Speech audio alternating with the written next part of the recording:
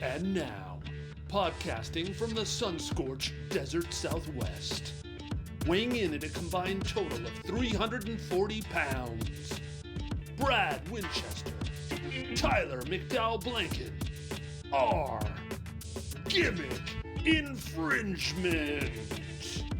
Welcome, everybody, to the Gimmick Infringement podcast. I am Brad Winchester, and with me is my tag team partner, Tyler McDowell-Blanken. Tyler, happy belated Father's Day to all the dads out there. It is the weekend as we record this, the day after the debut of Collision. How you doing today? I'm doing so well, man. Like you said, belated happy Father's Day, happy Juneteenth. It was a good week, really good week, man. I don't know how we're going to fit everything into an hour, but I know we will, and excited about the week ahead. So happy Father's Day to you, my friend. Happy belated, as we said. And again, just as always, over the moon to be here with you. How you doing? I'm doing really well. We were talking off air before we got here. I have a ground squirrel problem in the backyard. We planted grass last year. It was a big to-do, digging up the ground, getting the sod laid, making sure that it was supported by soil and compost and all the stuff, watering, mowing, trimming, fertilizer, all the things. And this ground squirrel shows up and has torn apart the yard. I'm talking piles of dirt, shredded grass everywhere, the dog trying to get in. We had our pest control guy come out. We didn't get rodent coverage. I didn't anticipate a squirrel living in the ground in the backyard. And he was like, well, I'll tell you what I'll do. I'll shove some poison down into that hole. If your dog eats it, it won't be a big deal because it's not enough. It's by weight. So your dog probably won't even get sick if she eats it. But the ground squirrel will get dead if it eats it. So it either is the Incredible Hulk or it is not enough or it didn't eat the poison or whatever. I later bought these little, what are they called? Oh, the gopher. They're called gopher gassers. They're little sticks of dynamite looking things that you light in it. They bury them really quickly after shoving them into the gopher hole, the ground squirrel hole, whatever. And then it just basically kills them with poison gas. It did not. That thing pops its head out and taunts me every once in a while. So because of the dog, because of everything else, I'm getting a pellet gun. This thing is going to die one way or another. It has to go. Everybody that hears this is probably like, no, trap it. No, I'm not going to trap it. I'm even feeling that way a little bit. And I've heard this story already. I'm not going to trap. You know how expensive traps are? Yeah, I can tell a pellet is about 25 cents. Okay. I know the pellet gun's more expensive, but it's the gift that keeps on getting. I also have doves on top of my house and a torrent of poop falling off. I don't have to hit it at full force. I just got to hit it enough to piss it off to leave. Just to make a statement. Yes, I don't need to kill it.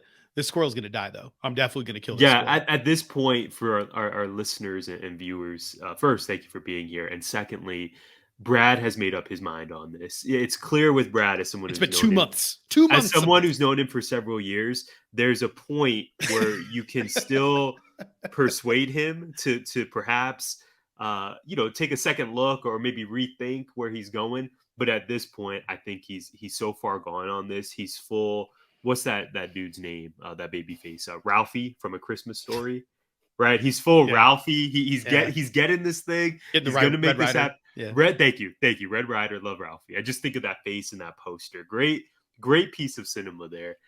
Yeah, man, you're full Ralphie here, and I guess I just have no choice but to support you in your efforts.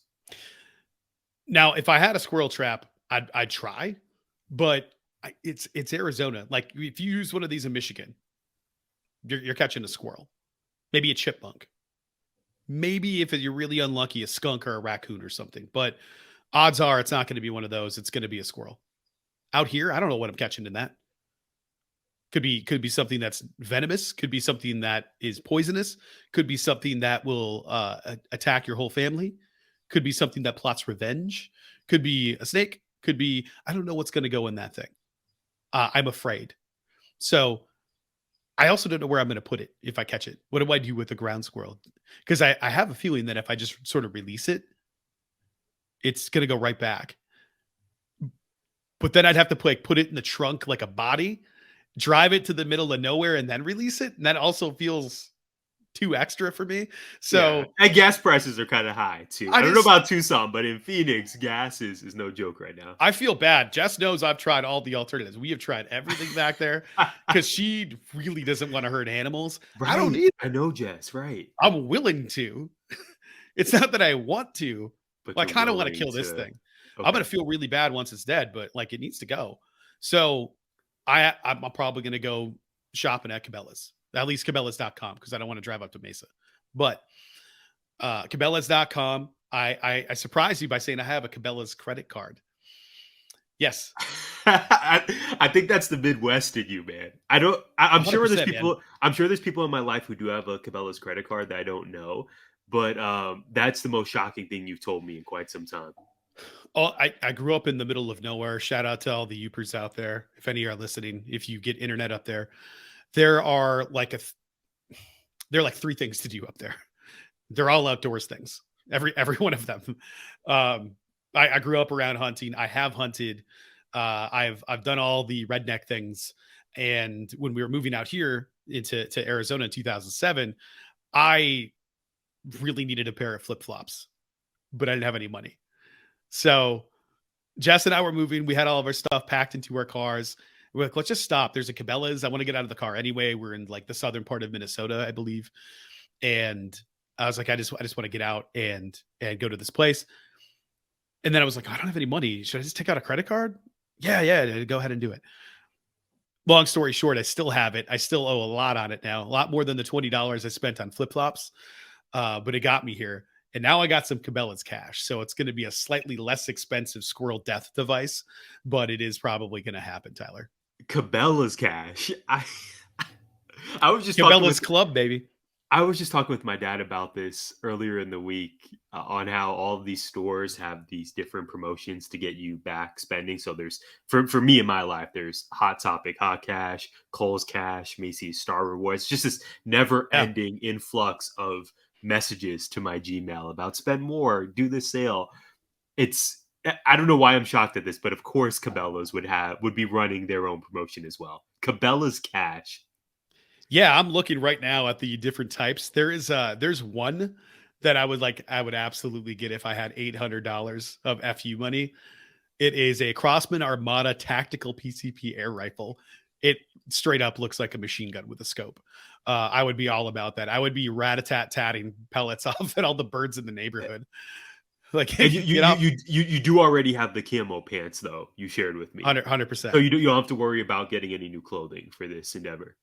No, we're all set. So I'll set up shop out there and pretend like pretend the Midwest in you. Yeah, I'll hide behind the mesquite tree, maybe in the mesquite tree. Oh man, are you gonna use the eye black as well? You can add some face paint too. Of course, like the Tim Tebow, like a little eye. No, I'm probably gonna go like Surfer Sting.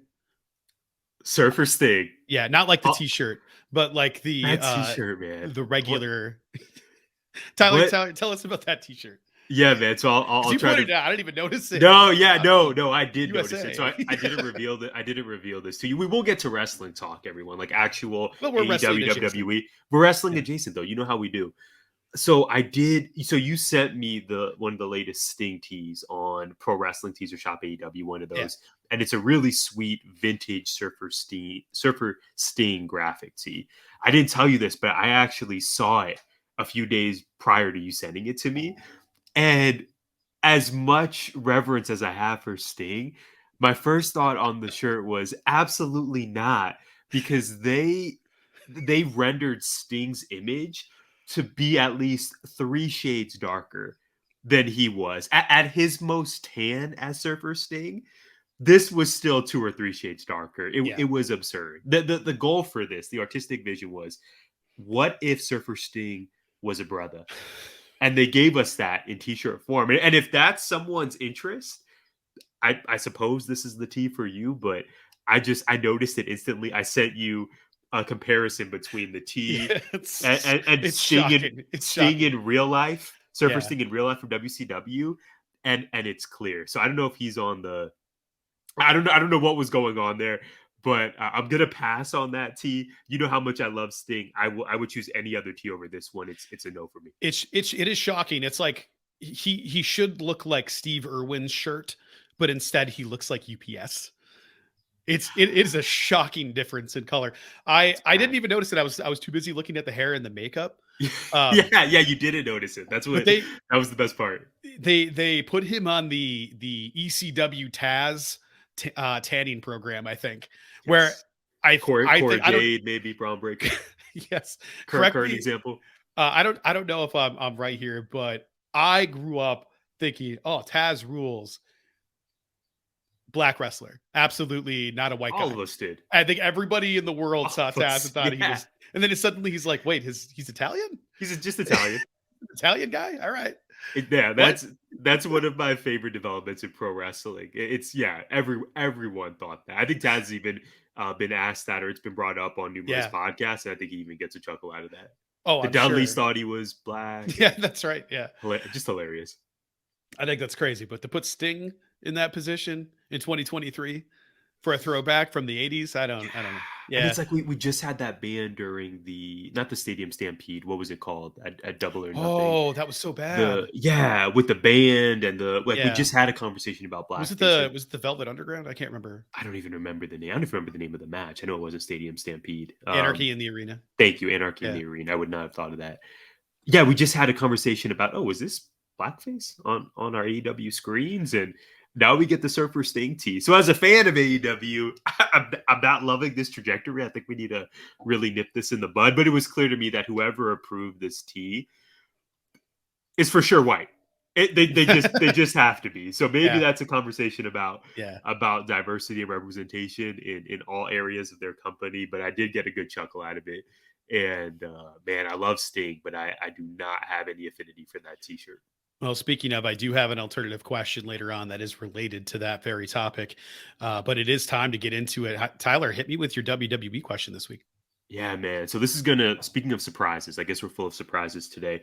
I had a question prepared for you that I decided to change at the very last minute. I was going to ask you about Seth Rollins versus Braun Breaker on NXT this week, but I don't know how interested you are in that match.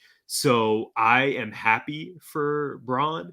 I think this is going to be really cool to see Seth in a different atmosphere. Obviously, he's going to be over as can be, but I think you and I are probably pretty aligned in terms of NXT. We want it to be good, but we don't necessarily follow the product every week. So I'm going to change my question here. I want to go to the Grayson Waller effect on SmackDown. And my question for you is pretty straightforward. Is the Bianca and Charlotte budding rivalry overshadowing Asuka as champion? Oh, for sure. Well, for sure. I don't know for sure. Maybe not.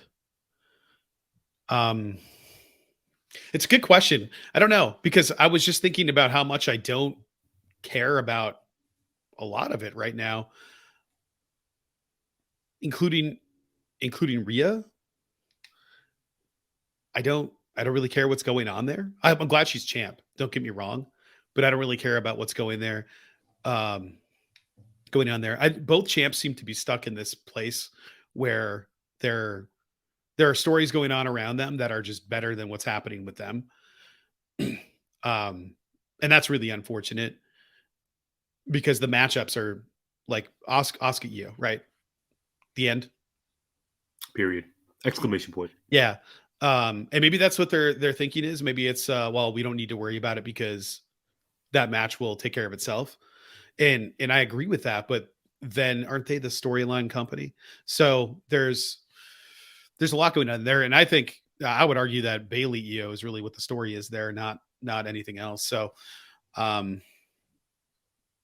hard to tell. Like the Charlotte stuff coming back and going like, I am the benchmark and I am the whatever. I'm just over it. She needs to do something else. Like it's boring at this point. It's boring, repetitive. I need to see something new and different from Charlotte. She can't just be this.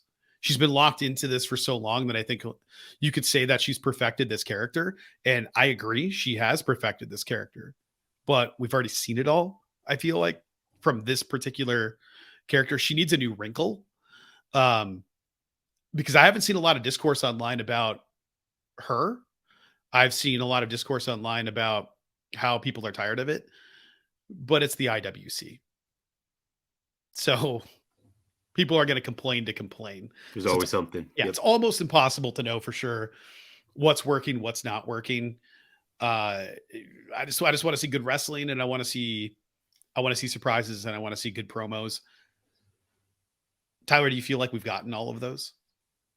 No, I don't think so. And in particular, in terms of the women's division in WWE right now, I would agree with you that yes, Bianca and Charlotte, particularly this past week on SmackDown. Don't get me wrong, Oh, love what Bianca's doing. oh yeah, yeah, Love yeah. it. Oh, I think that's absolutely. There's no argument there for me. I just think those two characters are so huge, Charlotte and Bianca, that their presence, of course, would overshadow, I think, literally anyone who would Yes. be champion, even as Yeah, yeah, yeah. amazing as Asuka is. I don't know that's a bad thing.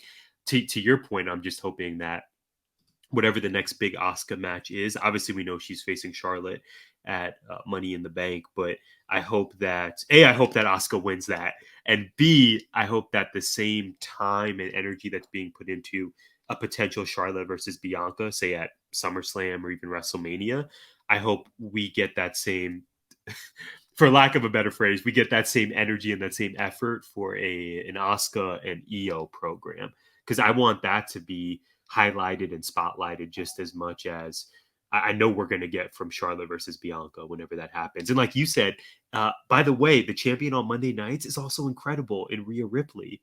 I think Dominic Mysterio is doing a lot of fun stuff right Yes. now, but Rhea is a huge deal and one of the biggest stars in all of wrestling, regardless of company, regardless of country. You know, I want something really meaningful for her as well. Yeah, she feels like kind of like the de facto leader of Judgment Day right now. 100% she is. Yeah, she's been for a while. But she isn't being presented as the leader. She's being presented as like the enforcer, which is what they're calling her anyway. But yeah, which is pretty cool, that like gender flip of having the woman be the muscle. they're giving her like the China treatment, right? Yeah, which I'm here for. But with fewer low blows. She's just tossing dudes, which is awesome. I love that. I think that's great. It makes me not care about the rest of Judgment Day at all as a group, like at all. Because I don't care about Finn or Priest in Judgment Day, because they feel like they're there, but they're doing their own things. But they're there, but they're doing their own things. Dom and Rhea are a package. The rest of them tag along, if that makes sense.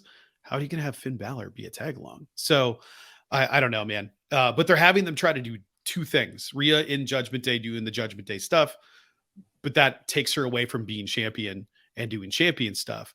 And I don't know that we've had a storyline in the women's division worth anything for Bailey, Sasha. Maybe Becky and Bianca coming out of SummerSlam, but that's about as close as we've gotten, right? Like, what's the best storyline in the women's division that you can think of in the last 2 years? I got nothing, man. Like, I can't think of anything that I've been like, wow, that was incredibly compelling storytelling. There's been good matches, been decent feuds and stuff, but even Zelina versus Rhea, great, Puerto Rico, great moments, right? But the story itself leading up, exactly. The story of Rhea and Zelina wasn't the story. The story was Zelina going to Puerto Rico. Definitely, amazing stuff. Yeah, and there's nothing wrong with that. I'm just saying, like, there hasn't been like a great long-term feud in a while. There's been the Bianca Asuka stuff. That's kind of a feud, I guess. Charlotte feuding with everybody, Becky feuding with everybody. Yeah, Becky versus Trish. I think the best thing was probably when Damage Control was introduced, but Becky got hurt, so it kind of squashed that. And then there was just like the ping-ponging of feuds, and there just hasn't been anything there hasn't been a Bloodline story. Can I interest you in a Ronda Rousey versus Liv Morgan? You cannot. Okay. But that's as close as that's probably the closest thing, right? Yeah, they invested a lot of time into that rivalry. Yeah. And I don't know who came out looking better from it. If anybody. Because you had Sammy and KO, you had the Bloodline itself, you had all of them together, and there's been a lot of that. I don't know if there's been a lot of other storylines. The next closest thing for the men, I don't know. What do you got? I don't even know. The Bloodline's been so amazing. They're number one, and then it's a far drop to whatever that second best is. Something Cena Seth Theory. related. Cena Theory. Seth hasn't had long-term feuds. He's been doing like, I'm going to he's doing show up great and character fight work. people. Yeah, His character's been up. Oh, Seth and Riddle. That was definitely the one. For sure. That was for the sure. one. Yeah, that was even playing out like last year when you and I for were a at the house show July 4th. very, very long time. Yes. And so that's great. That makes sense. Seth and Cody. Cody by himself, his entire storyline, him beefing with the Bloodline, and now you have Cody and Brock, I guess. Meh. But it's, for all their storytelling and while they tell compelling stories, they don't really live on those very long. And they move on pretty quickly. There hasn't been a lot of long-term storytelling. It feels like the stories last for 3 or 4 weeks, and then they have a pay-per-view match, and then it's over. And I don't know that that's good long-term storytelling. I'm not saying that other companies are doing it any better, because nothing has even remotely approached or come close to the Bloodline story. Not even a little bit. But I'd like to see something like that in the women's division. They deserve it. They deserve the care and the time more than they're getting, I think. And that goes universally for almost every promotion. Yeah. Unfortunately. Yeah. That's the reality. So, Tyler, the Bloodline is finally collapsing on itself. The Usos have officially broken off. The second super kicks and double super kicks heard around the world. Solo took the first double. Roman ate the second one. Jay finally kicked him in the face. Great moment. You're out. You're out of the Bloodline. I am too. Super kick. So good. So good. What a way to end the show. I love it so much. But the match is already set. Roman and Solo versus the Usos July 1st, Money in the Bank. Do you think the timing is right for this? Or was it too soon? And what do you think the next move is for the Bloodline after July 1st? I do think the timing is right for this. I'm going to say yes to that, but also it seems like they've just really accelerated the pace for the Bloodline saga. And I think they really needed to, coming out of WrestleMania, when you and I and many other members of the WWE universe were in our feelings about Roman beating Cody. I still am shocked that it happened. It feels like a fever dream in some ways, but Roman retained. And then I think all of us were groaning about, okay, well, what are we doing for Cody? What are we doing for Roman? Why was this decision made? I do like that we're actually getting major progressions now with the Bloodline, and Roman's sort of dominance over his family seems to be crumbling before our very eyes. So I am happy about that. Super excited. I think this could even main event Money in the Bank, quite frankly. I know one of the Money in the Bank matches typically would have that spot, but given the field this year, as incredible as those men and women are, I just have a feeling that this Bloodline tag may end up getting that main event spot. I believe, and I'm actually going to give credit for this, our friends over at That's Freaking Wrestling, particularly Matt, he mentioned the idea on their latest episode of the Bloodline having a fatal 4-way match at SummerSlam for the undisputed Universal Championship. I think that's the way to go. That would be absolute money. I think if that were to happen, we would probably need to see some signs of potential dissension between Solo and Roman. So in terms of me picking up the pen and fantasy booking, Usos win at Money in the Bank, and then we get the fatal 4-way at SummerSlam with some seeds of doubt planted that, we don't know if Solo is 100% with Roman. And we go from there. Ultimately, I think this ends up with Cody beating Roman at next year's WrestleMania in Philadelphia. That is a long, long time from now. But I'm feeling pretty good about the rest of summer into SummerSlam. But from SummerSlam to WrestleMania, that's where I feel some insecurity and don't exactly know what we're going to do. Because I still think Cody is the guy to beat Roman. I don't think that's going to be Jey Uso. I'm just not sure what programs we're going to get from, say, September through March. How about you? How are you feeling? I think it was great timing. I think it was the right move. We have a couple of weeks to try to build to that match a little bit more. I don't think they need to. I don't know what they're going to do to make it more compelling at this point. I think they announced the match too early. I think they should have announced it next week instead of like doing it and then casually announcing that they're going to fight at Money in the Bank, and they did it on like the bump. See, I didn't even realize that. You broke that news to me. I didn't mention this. I didn't realize that it's been made official. Yeah, I guess so. So that was a little irritating that they made it official and not,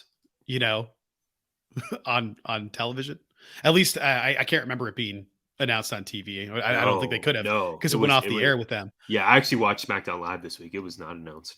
But I guess they announced it afterward, unless I got tricked by the internet. Maybe I got fooled by the internet, but yeah, I don't know. Maybe you can look it up, but there's pretty sure that they're going to do that. And I thought that bothered me, but I think the match at Money in the Bank makes total sense. I'm with you. It should main event. I think this is a Chris Jericho, Kevin Owens, Festival of Friendship kind of situation. The storyline is what should be main eventing. The best story going should be main eventing, not necessarily a championship match or the best match or whatever. And if the champ is in a match, that's good justification for it to main event, which means that Seth is probably going to open if he's fighting at Money in the Bank. So we'll see what comes out of this. I think I don't know. It has to be Jay in contention for the title in some way. I think the Fatal 4-Way sounds like a pretty good idea. I don't think it will be Cody beating Roman. I just don't. I think Cody's more likely to have another fight with Seth since that's been the story. But I don't know. I don't really care at this point. I would rather see the main event of WrestleMania being Seth and a desperate trying to get back into the top Roman Reigns facing Seth, because they never had that rematch after Roman choked out Seth and got disqualified. So I would love to see that main event WrestleMania. I feel like that's a bigger. Roman would still be champ by then, or Jay would have beaten him. No, Jay, Cody, somebody takes the belt. I don't think Cody will win at what I'm saying is I don't think Cody will win at WrestleMania. I think he'll win before that. He'll be Roman before that. If he beats Roman, but I don't know. Maybe they'll drag it out to WrestleMania. Like I got to see Roman lose sooner than later. Like I'm kind of over this. He's been going forever. The bloodlines collapse. I want to see him. What does this Roman Reigns look like without a title? I'm desperate to see it. I don't want to see right now. He's going to be without a bloodline. But that is a long ass time to WrestleMania to see him floundering without the bloodline helping him out. Well, it is. So Cody at SummerSlam or Survivor Series. Survivor Series is right there. Yeah. Or even Cody at the Rumble. That would make sense. And that could set up a rematch at WrestleMania. So they could still main event against each other. I don't know. I have no idea. I don't know what they have planned. I don't know which one would be more Dusty like. Which is there a time period or a pay-per-view event that Dusty was most known for or most notable participating in? I don't know.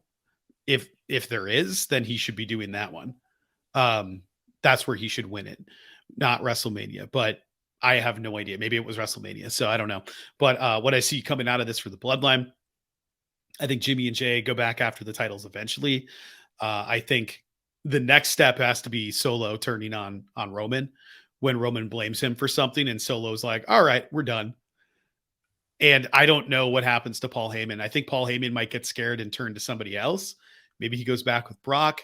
Maybe he attaches himself to Braun. Maybe that's the move up. I don't know.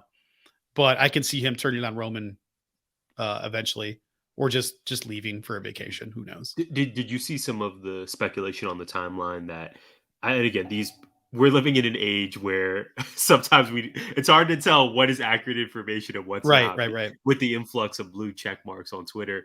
But I think I saw a headline that said the plan is after this Bloodline saga, Roman is going to return to WWE as a super baby face. Is that something you want to see? No. Mm-hmm. I mean, he's already cheered in so many cities, but he would actually be presented as a good guy. Maybe he would come and save his former Bloodline comrades, or it would be pretty jarring though to have him in that role. No, I don't know that there would have to be some serious healing before that happens. I would like to see him. I think treat him as a babyface, sure, but I don't want his presentation to change a little bit. Not even a little bit. He still needs to do the acknowledge me stuff. He still needs to be this Roman. But yeah, I could see that working because he's beloved. I think if he goes away for a couple of months and that music plays, I think the roof blows off. big time. Well, even Right? now when he says acknowledge me, as recently as this past Cheers. week. All the ones in the air, right? Yes. Yes. I love the entrance as much as you do. So good. Yeah, so it's like, okay, well, yeah, his character is not a baby face, but what would you say? He is probably, again, we're kind of judging from our couches on a lot of this, but it would seem that maybe 70% of the crowd is already cheering him. When Yeah. he does acknowledge me, it's mostly cheers. Yeah. Even though he's a dastardly mob boss. Yeah. But now he's not going to have a He's so mob. good. So Yeah, no, he's going to be solo. maybe Paul Heyman sticks with him, and maybe he doesn't wrestle for a while, but we get backstage segments like they did a lot. They did a lot heavier, I think, about a year ago, where it was almost every week. There was a lot of backstage segments where he's in his really nice office, his dressing room. He's kind of hanging out with the wise man, going over plans. I think maybe Paul convincing him to go out and help them or something. And then maybe later on he does it. I don't know. I don't know what they just, again, I want to see a championshipless Roman Reigns. This Roman Reigns. We should absolutely be here for him, being this guy and being incredible and being great, but we should celebrate all of his strengths and his accolades over the last 2 or 3 years. Yeah, absolutely. I thought you were queuing yourself up for a transition. So I was trying to cue you. I knew you were. We had that thing going on. I saw you right there. smirk, and I was like, all right, he does. Yeah, okay. I didn't realize it was so visible. That was phenomenal. Yeah, man. Well, speaking of celebrations, it is time to do a little bit of celebrating, of the home team 19 Media Group. We would love for you to celebrate our 2nd anniversary with us here at 19. We're hosting a swag giveaway to thank you for your amazing support. You can win exclusive 19 Media Group merchandise like, get this, Brad, limited edition tees, hoodies, hats, and much more. To enter, simply follow us, 19 Media Group, at 19M Group on Twitter, Instagram, and YouTube. Comment happy birthday on our anniversary posts, and you are entered just like that. 3 ways to enter, 3 chances to win. The giveaway runs the entire month of June and ends on the 30th. Winners will be contacted via DM. Engage with us for a chance to win these dope prizes. And we thank you as always for being a part of our journey. Yeah, I'm really excited about this. So we have, like you said, happy Juneteenth. We have it coming up tomorrow. 19 Media will officially turn to tomorrow. Happy birthday, 19. As this releases, it will be today. Happy birthday, 19 Media. We're really happy to be here because we're all together. And that's the best way to be, Tyler. Are you tired of placing bets alone and not having anyone to talk to about your predictions? Do you want to connect with other sports bettors and share your winning strategies? Look no further than Sharps, the social network for sports bettors. With Sharps, you can connect with friends, see what they're betting on, and even interact with their bets. The iOS app connects to all major sportsbooks and daily fantasy platforms like DraftKings, FanDuel, BetMGM, Prize Picks, and Underdog. Here's the best part. If you download Sharps now and use the promo code WIND338, WIND 338, you'll receive access to the community to start showing off your betting chops and an opportunity to compare your bets with us. So, what are you waiting for? Download Sharps today, use our promo code WIND338, and start connecting with other sports bettors. Don't forget to share your winning strategies and interact with other users' bets. Join the social network for sports bettors and take your betting game to the next level. Tyler, hit me with your AEW question. Here we go. So Dynamite and Rampage ruled. I absolutely loved both shows. I'm super happy for you. especially because two of your favorite wrestlers were spotlighted in massive ways. Will Ospreay came in at the end of Dynamite. Just amazing the way he showed up out of nowhere. Absolutely sick Stormbreaker. He had that other move. What's the elbow situation he hits? I can't remember what he calls it. It's I can't remember what he calls it. Yeah, I forget, but it looks incredible. And Yeah. I think Kenny Omega is still alive somehow after all of that. But Will Ospreay, Konosuke Takeshita main evented Rampage, just absolutely special stuff with Bandito. So both shows ruled, and we also saw the debut of Collision. Saturday night is in fact all right for fighting. Of course, I want to know your thoughts on the set, the production, everything. But I'm going to share some names of talents who stood out to me most from this Saturday show. I'm going to kind of infuse them in my question for you. Here it is. Who holds AEW gold first? Miro, Andrade, Sky Blue, or CM Punk? Well, CM Punk's already holding gold. He just had it in a sack. So he wins. Out of the rest of them, man, that's tough. I want to see Andrade and Miro competing for the All Atlantic, and I think that's a good spot. I would say Miro for the All Atlantic Championship. He would be a good one to take it off of Orange Cassidy. I don't think anybody would have a problem with that, given his run. And Miro is an unstoppable beast. That's a pay-per-view event. That match would be incredible. Andrade, though, beating Luchasaurus as a babyface. Give him that title and let him have an epic run with it. That's what I want to see. So what happens first? I think it happens at the same event. I'm just going to go ahead and say that both of those guys take gold at All Out. I'm just throwing it out there because I need it to happen. So I'm going to say whatever match gets put first on the card, that happens the same day. Wow. I mean, that's music to my ears. I was so happy for both of these dudes to get the welcome back chance. Amazing, yeah. From Chicago. Yeah, and I don't know necessarily. I'm pretty certain that Andrade is going to be presented as a babyface. Yeah. Miro, I'm not so sure, but obviously we just love him so much that his character can be kind of similar to Roman in that his character could be a heel, but we're still going to cheer for him. Both guys look incredible. Had really fun matches. Buddy Matthews versus Andrade. That was so good. Somehow exceeded my expectations. Yes. Somehow I'm going to watch that back probably Yeah, as soon as today. You're right, though, about CM Punk technically already having gold in that mysterious Santa-like red bag he brought. And I have a feeling we'll probably mention him possibly in your question. But I also want to give a nod to Sky Blue. There have been several AEW homegrown stars, Britt Baker, The Acclaimed, the list just goes on and on. Right now, I think Sky Blue is having a huge moment. Probably her biggest week in AEW since she signed. Far and away. Tony Storm match on Dynamite and then Collision, her and Willow win. I just had a moment after Saturday night thinking like, oh man, they've done it again. Most recently, it was The Acclaimed.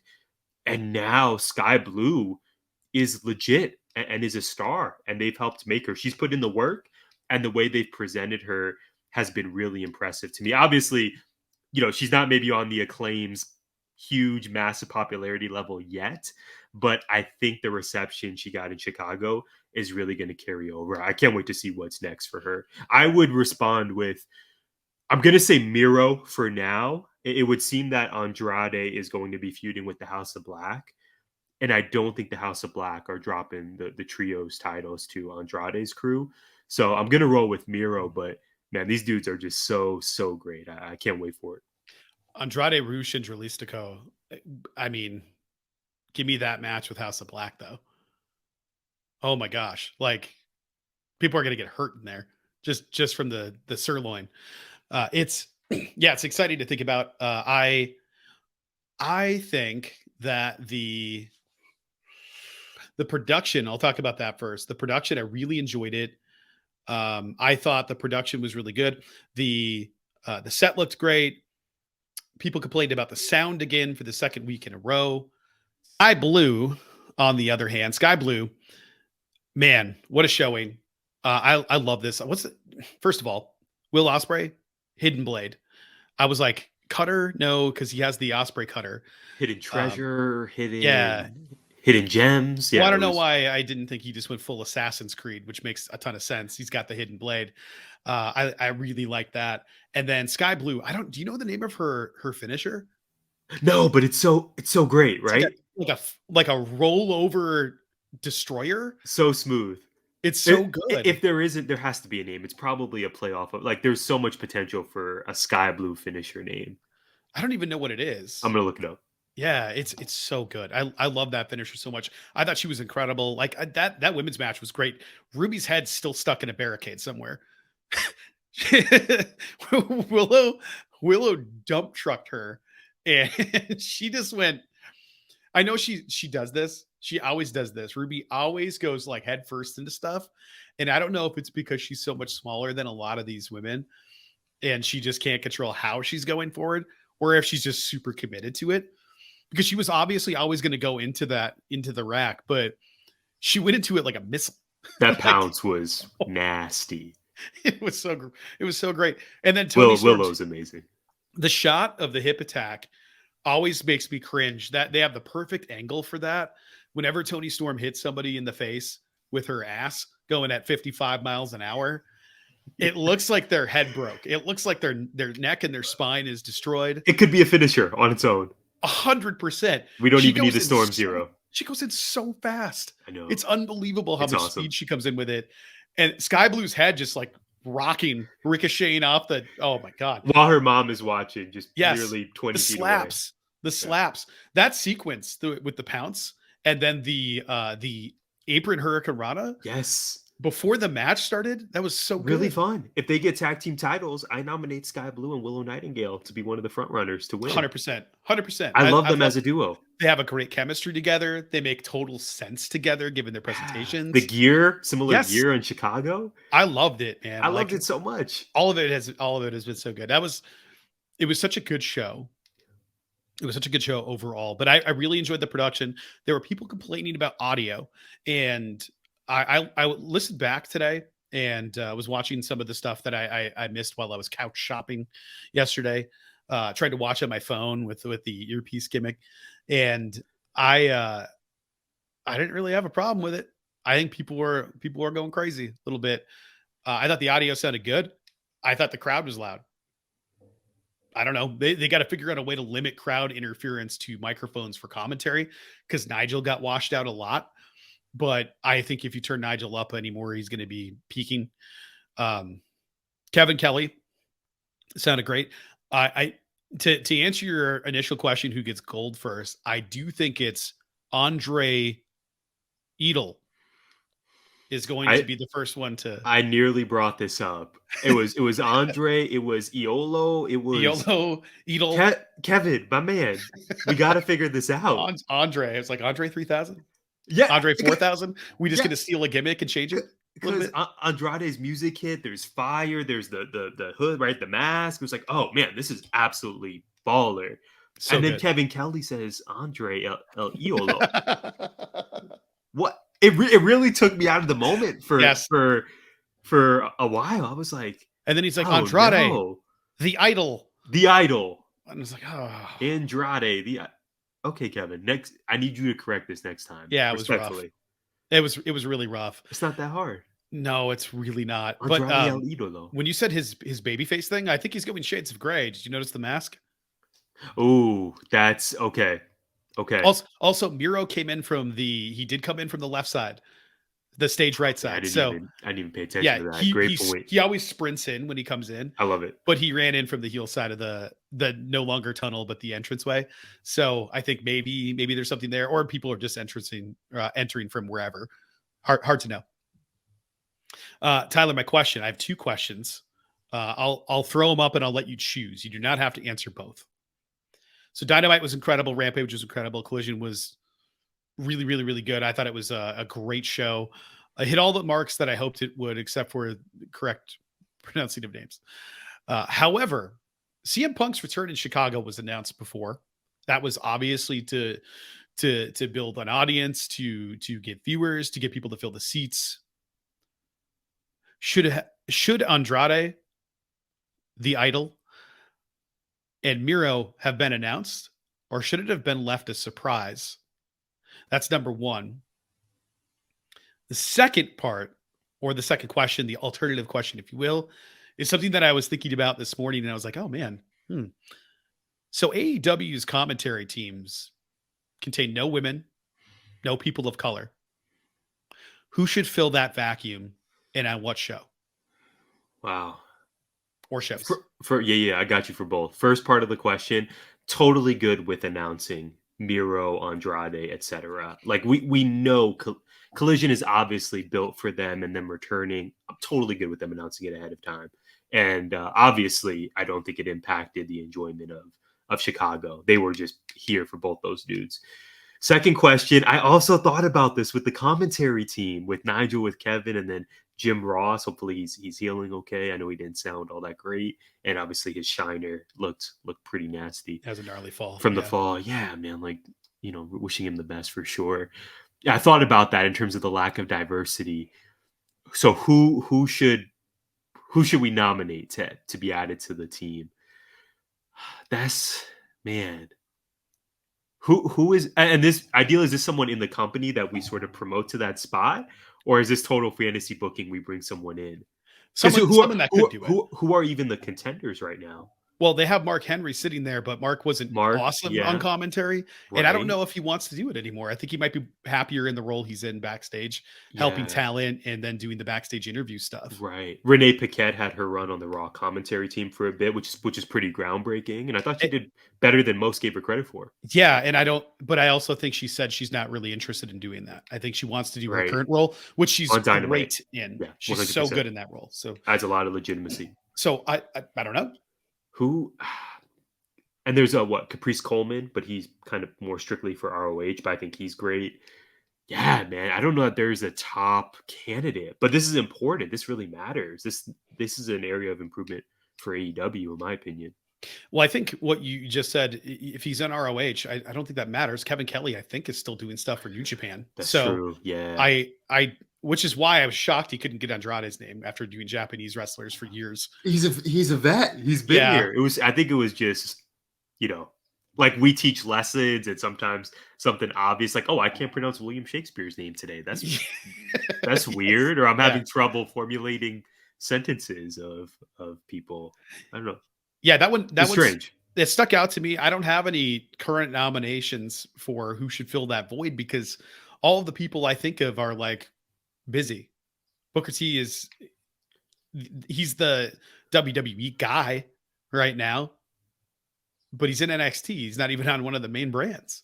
So it feels like the ROH situation, right? Like, well, we're going to diversify, but we'll do it over there and not on cable. It feels a little weird as far as female talent going on there. I don't know how Maria would be. I think Maria would be a great one. Oh yeah. Great call. And she's employed there. I think I can't think of anybody else that's not under a Legends contract with WWE because there's just a lot of talent that's floating out there right now that I don't know about. Oh man, I'm sure there's, I don't know what Molly Holly's doing. I don't know what, Ivory could be a good one. Ivory. Right. Didn't Madison Rain, speaking of people who are under AEW contract, didn't Madison Rain do commentary for Impact? I think you're right. Yeah, I think you're right. Okay. That's someone who is really good. Unless she doesn't want to leave her coaching spot. So I'm trying to think of like Mickie James would be a great one. Yeah. Mickie James would be excellent. She's retired from the ring. That'd be a great fit. Especially, I think that's the one for me as of right now. However, I want it to be Big Swole. Oh, okay. Give me Swole. Swole World. That play the song as she comes out to the play Swole World as she comes out to the booth. Yeah. I do not think great. I do not think I could top that. That would be a feel good moment for everybody as well in terms of her and Tony Khan. moving forward together. That's you as always, you are bringing the heat this episode, my man. I love that. Let's go. Yeah, I would love to see her do that. I miss her on our screens. Yeah, me too. Well, speaking of heat, Brad, I saw a really, really fun movie over the weekend that I want to tell you about. So we have a segment that fits perfectly. We have music that you created. That's a banger every single time. Let's get to it. GI at the movies. Play the music. And now it's time for GI at the movies. I thought you were going to go screen there. Not this time. But I do want to tell you about The Blackening. So this film was an absolute blast. Quick plot update in case you're not familiar with it. 9 friends from college are reuniting for a Juneteenth weekend. This is in the United States. I don't think they mentioned a specific city, but the reunion is happening in a very woodsy, kind of southern giving area. And it was so fun, man. It's definitely a horror comedy. There were some moments that had me on the edge of my seat, but those were definitely just multiplied by the amount of laughs that I had. I do want to give you some quick background. I don't think I told you about this, but I went on the AMC app. I found my 10:30 showing, and then I pulled up to the theater at probably about 10:22. So I was really pushing. It was a little early on a Saturday for me. Don't judge me too hard. But I pulled up. I walked into AMC like a boss, right? Just swagger on 100,000 trillion. I had my hat. It was time to my Pride Month hat. New York Yankees. Let's go. And I get to the little ticket area with the person with the scanner, and she tries to buzz me in once. It doesn't work. She does oh, that's weird. Let's try it again. So I adjust my brightness, even though it's nearly full brightness. We do it again, still an issue. What I came to realize, Brad, is that I bought the ticket for a different theater. Oh no. And I don't think that's ever happened to me in my movie going experience. So there were people waiting behind me. So once I noticed, I don't know if this was graceful or not, but I noticed what happened, and rather than divulging my secret to the employee, I stepped aside, I let the people go. More people came, I let them go. And then I told her, hey, I purchased for the wrong theater. And they took care of me. And I basically ended up walking around the plaza. I was solo dolo for this. Walking around the plaza, I went to Ross, Dress for Less. I went to Target. I just had to kill an hour, basically. I show up back at the theater, and then we were all good. But it was an experience to try to get to this movie. Horror comedy, super funny. I highly recommend it, man. It was an absolute blast. I had pretty high expectations, and I don't know that the movie surpassed them, but it definitely met them. What I really enjoy about this is that it gives kind of a nod to several other films, notably Get Out and the Scary Movie franchise. Yeah. As you and I spoke about in our production meeting before we recorded, the tagline of this film is we can't all die first. So it really plays on the tropes of Black characters in horror. It definitely, again, gives a wink to. I mean, I know you'll notice this when you see it. It gives a wink to Get Out, especially within the first 20 to 30 minutes, which is a film I have a ton of affinity for. So the ending felt a little flat to me, and I had some questions about certain directions the movie took. But overall, I saw a lot of new faces on the screen, which made me super happy that they're getting opportunities, right? Primarily Black and brown faces. And it was fun, man. I really recommend it. I think you would also have a blast. And if you have not seen this yet and you are listening or watching, check out The Blackening in theaters now. So good. And if you do see it, let us know what you think at GIPod19. My final note is they did something really cool about reflecting on this sort of litmus test that we have for what Blackness is and who's Blacker than someone else. They presented it oftentimes in a comedic way, but I think there's something really layered there about what is Blackness, why do we have this perpetual litmus test for who is Black and who isn't, and who's, again, more Blacker than someone else, or just Blacker, not more Blacker. So I thought a lot about that leaving the theater, as there were some messages layered in there that are really meaningful and go just beyond kind of a silly 90-minute movie. So check it out. Let us know what you think at GIPod19. The Blackening, it's legit. You should see it. And like I said, I can't wait to hear what everyone else thought, including my co-host. Yeah, I can't wait to see this. I'm still trying to figure out when and who am I going to go with, and if I'm going to go with anybody or what. I just had to go solo. I was like, I'm not even going to wait for anyone. I also don't have a beautiful daughter. I don't have a wife, so it was easy for me. What was not easy was going to the correct theater, but luckily, they took care of me, and we were okay. I'll see. I could probably figure it out here. I'd feel bad leaving everybody behind to go see a movie by myself when we haven't seen Across the Spider-Verse yet. We haven't seen. Got to go check that out. And a couple of other things that I want to go see. There's a lot going on, and there's so much going on that we might miss something. Tyler, what did we miss this week? I don't have a ton on here, but there were two shouts that I wanted to give. First, speaking of our favorite soon-to-be first grader, it is Freya's birthday week officially. So we did not discuss how her party went, but I do want to give her a huge shout out because her birthday is June 20th. And then second and finally, this is our last episode before Forbidden Door, which is pretty surreal. But the next time you hear from us, we'll be reviewing Forbidden Door. So that's going to be a show that you and I are going to have a lot of thoughts on. And man, I think that card is just already looking amazing. We got MJF versus Tanahashi added, assuming MJF shows up and wants to fight him, which it appears he doesn't based on what he said on Dynamite. But I'm excited to see how the rest of that card plays out, because as we spoke about in the previous episode, I'm thinking we're at least getting 7 or 8 matches on this. And currently, I think we only have about 3 or 4. So super excited for Forbidden Door. Super excited to hear about Freya. And that's my list. Freya's birthday party was great. It was hot as all balls. There was we were at the splash pad. There was a community moms event. So there were a ton of kids there. And then 2 full school buses with easily 60, 70 kids dumped out from Oracle. They drove from Oracle. So probably like a 45, 50-minute drive from where they were to come to the Marana splash pad in the community. So there were easily 150 kids on the splash pad that should not have that many kids on it. So by the time we were, that was really getting busy over there, it was sort of time to start drying off and opening gifts and that kind of stuff anyway. So it was a good time. Freya was really pumped to see some of her friends. I would love to kind of promo on people that RSVP'd and then no-showed. We bought food for you. Don't do that.